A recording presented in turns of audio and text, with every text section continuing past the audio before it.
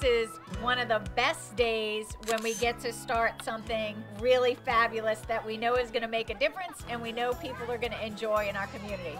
The best things we get to do are in little ways, leave our fingerprints on the community, leave it better than when we found it. Whee! The playground equipment that was out here was 35 years old.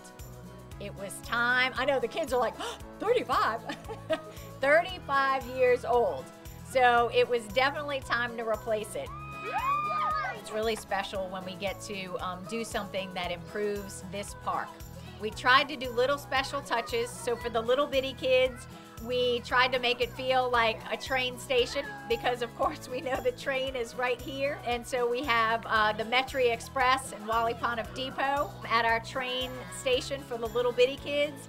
And then a tree house because Metairie Ridge Tree Preservation District is right here, and that's why we have so many gorgeous trees on this site and all throughout Old Metairie. We did replace both areas, and we've got the train station theme here. It has 4 swings, a slide, and a locomotive.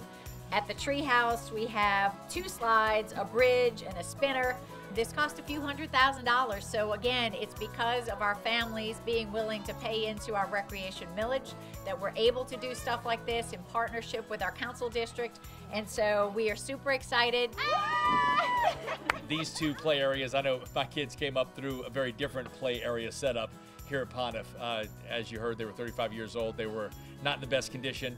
And this is a big, big improvement. So all these kids that are around here now, you don't know what we had to deal with. It's so much better for you, and it's so much better for future generations. Everybody, if you can, come help us cut the ribbon. Then it means it's officially open to play.